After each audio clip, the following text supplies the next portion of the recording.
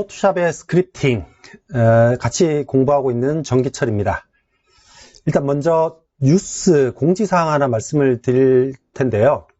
저는 지금 제가 속한 대학에서 어차피 지금은 코비드-19 때문에 오프라인 수업을 할 수 없는 상황이어서 포토샵의 스크립팅 특강을 지금 개설할 예정입니다. 지금 특강을 기획 중이어서 아마 10월 말 정도로 기획하고 있고요.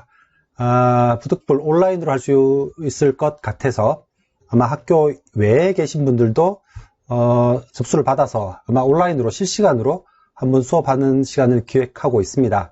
혹시나 영상을 들으시면서 질문이나 건의사항이나 요청사항이 있으면 그때 해주셔도 좋을 듯 합니다.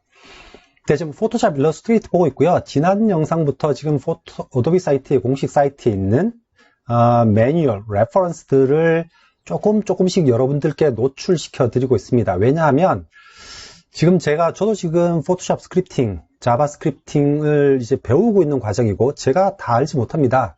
저도 지금 영상을 찍으면서 조금씩 알게 되는 건데 혹시 제가 드리지 않은 내용 중에도 여러분이 스스로 하나씩 찾아갈 수 있기를 바라는 마음에서 이 문서를 지금 처음 프로그램을 접하시는 분은 보기 힘드시겠지만 조금씩 보시다가 이제 이러한 형식의 레퍼런스 매뉴얼에 익숙해지실 겁니다. 언젠가는.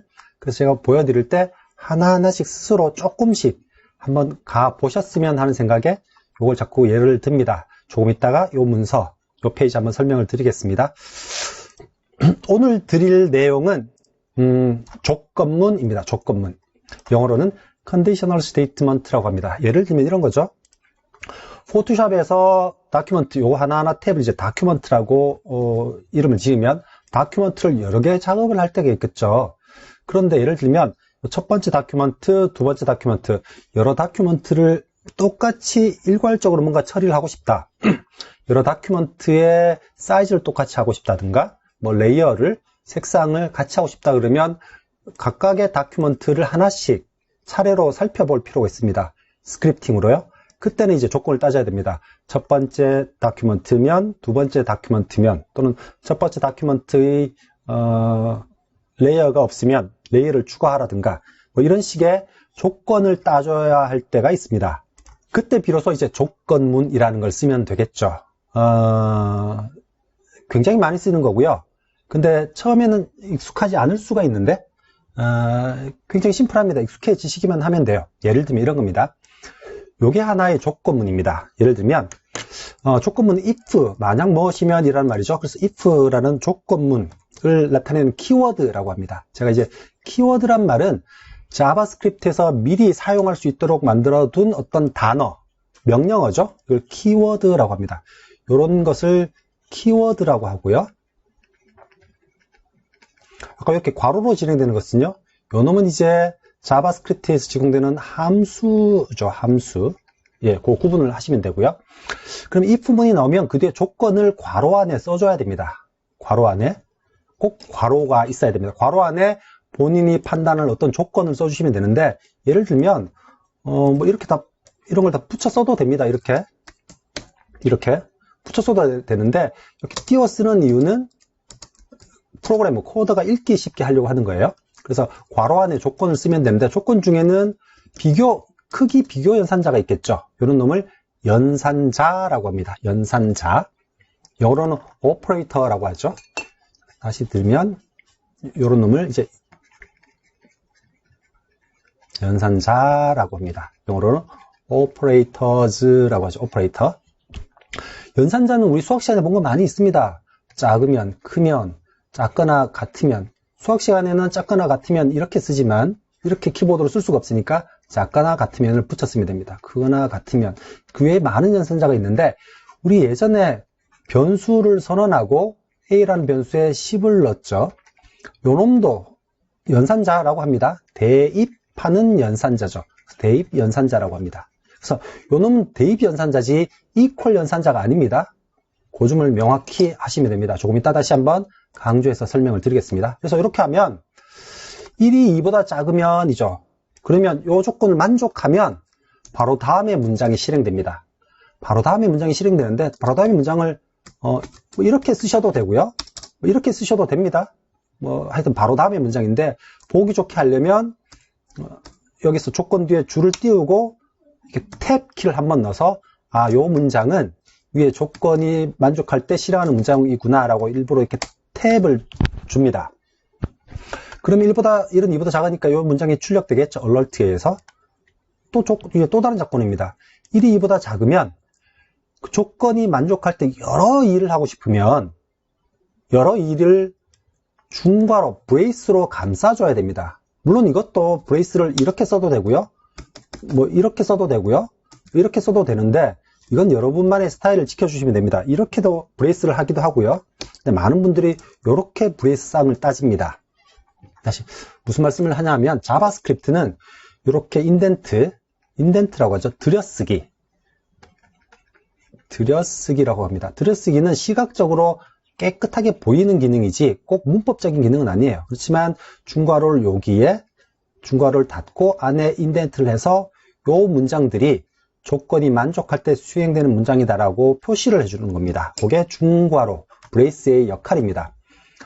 그래서 보통은 이렇게 한 줄을 바디 블락이 이렇게 바디가 하나라도 중괄호를 쳐주는 경우가 중괄호를 표시해 주는 경우가 많습니다. 그래야지 중간에 코딩을 수정하다가 중간에 많아질 때 실수를 하지 않을 가능성이 많거든요. 근데 뭐 한 문장은 중괄호가 없어도 뭐 상관은 없습니다. 그래서 1이 2부터 작으니까 요 문장도 둘 다 출력이 되겠죠. 예. 됩니다.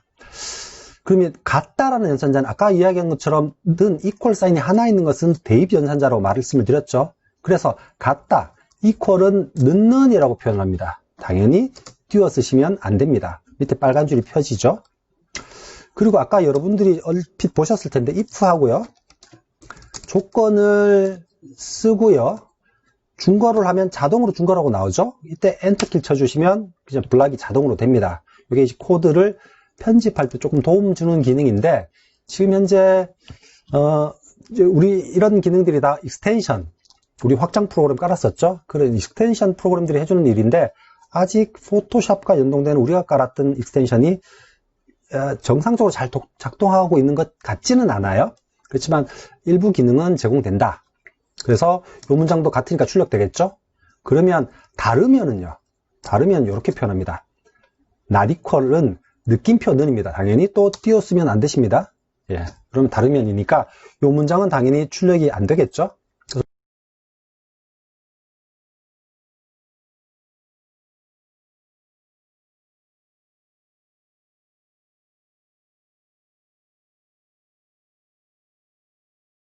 우리가 볼 거는 문장이 요 네 문장만 출력이 되어야 됩니다. 그죠? 그놈을 실행해서 한번 확인을 해보겠습니다. 1은 less than 2가 출력됐고요. 1은 less than인데, 예, 출력됐고요. 2는 same to. 4번, not same이네요. 마지막 문장까지 출력이 되는군요. 예. 1은 2와 다르니까 이 문장이 출력이 됩니다. 그러니까 요 문장들은 다 조건이 만족할 때 할 일만 다 쓰고 있죠. 조건이 만족되지 않을 때는 당연히 그 다음 줄을 그냥 실행을 하는 겁니다. 그래서 요 조건을 체크해서 만족되니까 요 문장을 실행하고, 만약에 이게 3이라면 만족하지 않으니까 이 문장은 실행되지 않겠죠. 그리고 그냥 다음 문장으로 넘어갑니다. 그래서 조건문이라는 것은 조건에 따라서 실행 순서 과정을 바꿔주는 일이죠. 그래서 기본적으로 모든 프로그램들은 위에서 아래로 실행이 되는데, 실행되는 상황에서 순서를 조금 바꾸거나 할 필요가 있을 때 조건문을 쓰게 되는 겁니다. 고상 명심을 하시고요. 그러면 지금 배웠던 조건문을 조금 더 복잡하게 써보겠습니다. 왜냐하면 어떤 경우에는 조건을 여러 개를 따져볼 필요가 있거든요. 그래서 지금 이 예제는 변수를 2개 선언하고 각각의 이름을 넘버1, 넘버2라고 했습니다. 제 영상 중에 상수에 대해서 질문을 주신 분이 있으셔서 이런 놈들은 변수라고 했죠. 변수는 어떤 값을 담아두는 방입니다. 그 방 안에 값을 넣을 수 있죠. 상수라고 있습니다. 상수는 영어로는 constant라고 합니다. const. 근데 상수는 값, 그 자체를 말하는 거예요. 그러니까 10, 20, 이거는 이제 정수형 상수죠. 정수값 상수라는 겁니다. 이런 것들은요, 문자열 상수입니다. 그래서 그 값 자체를 다 상수라고 합니다. 예를 들면 3.14라는 값은 실수값 상수인 셈이죠. 그래서 그게 상수와 변수의 차이점입니다. 그래서 변수 두 개를 선언하고 각각의 값을 대입하고, 여기 비교를 할 때 당연히 변수도 되죠. 변수 안에는 값이 있으니까요. 그래서 넘버1이 넘버2보다 작으면 당연히 지금 10, 20이니까 작죠. 이 문장은 출력이 됩니다. 이제 equal sign은 문자일끼리의 동일 여부를 판단할 수 있어요. 이것도 포토샵이고 이것도 포토샵인데 이놈은 대문자로 시작되죠. 자바스크립트는 대소문자를 구분을 합니다. 그래서 이 두 놈은 다릅니다. 그래서 이 문장은 이 문장은 출력되지 않고요. not same이란 이 문장이 출력되겠죠. 이게 뭐냐 하면 if 조건이 만족하면 1번 문장을 실행하는 거고 1번 블락, 중괄호로 표현된 1번 블락을 실행하는 거고, 그 뒤에 else라는 게 있습니다. else는 위에 있는 조건이 만족하지 않을 때 하는 일이에요. 영어도 그대로죠. if 조건이 만족하면 1번 블락, 그렇지 않으면 else 2번 블락을 실행하는 겁니다. 그래서 are not same이라는 게 출력이 되겠죠. 그렇지 않고 조건을 여러 번 비교하고 싶어요. 여러 번 비교하고 싶어요. 그때는 어떻게 하면 되냐? 넘버1이 넘버2보다 작으면 요걸 출력하고요. 넘버1이 넘버2와 같으면 일대 조건 순차적으로 비교하고 싶으면 else if라는 걸 쓰시면 돼요. 그래서 if 조건이 만족하면 요 문장, 이 조건이 만족하지 않을 때 else니까요. 다시 요 문장을 비교하게 됩니다. 그래서 이 if문은 요 조건을 비교하고요. 만족하면 요 문장을 실행하고 그냥 끝나버립니다. if문은. 근데 요 조건이 만족하지 않을 때는 다시 else if입니다. 그래서 if, else if라는 영어 뜻 그대로 이 문장들을 해석해 주시면 돼요. 그래서 첫 번째 만족하면 첫 번째 블락을 실행하고 if문 전체가 끝나버리고, 첫 번째 조건이 만족하지 않으면 else if, 두 번째 조건을 체크하고 만족하면 이 문장을 실행하고, 같지도 않으면 이제 else니까 마지막 문장을 실행하는 겁니다. 그래서 실제로 if, else, if 문은 이 전체가 하나의 if 문이라고 보셔야 돼요. 사실 if문 조건문은 프로그램을 처음 접하시는 분은 굉장히 어려울 수 있습니다. 저는 지금 너무 쉽다는 투로 지금 설명드리고 있는데 요것을 여러분 각자 한번 연습을 해 보셔야 됩니다. 보셔야 되고요. 만약 이런 연산자, 아까 같으면 작으면 같은 연산자에 대해서 공부를 하고 싶으시면 google.com 오셔서 자바스크립트 오퍼레이터 라고 영어로 한글로 검색하셔도 되겠지만 영어로 검색하시면 좋은 사이트들이 많이 나오는데, 저는 이 사이트를 추천드립니다. w3schools.라는 사이트가 있습니다. 주소도 w3schools.com인데요. 이 사이트는 자바스크립트를 쭉 순차적으로 강의를 해줘요. 동영상 강의는 아니지만, 그래서 자바스크립트 오퍼레이터라는 데 오면 그렇게 기본적으로 설명을 해주고 밑에 녹색 버튼을 누르면 연습해 볼 수도 있습니다. 웹 브라우저에서 실습도 가능해요. 이게 사실은 이제 웹 프로그래밍에서 쓰던 이야기라서 웹 프로그래밍에서도 자바스크립트 쓸 수 있죠. 이렇게 스크립트라는 태그 사이에 자바스크립트 코드를 써주시면 되는 겁니다. 그래서 이 놈을 실행하면 이 자바스크립트 코드가 실행돼서 오른쪽에 화면이 나와요.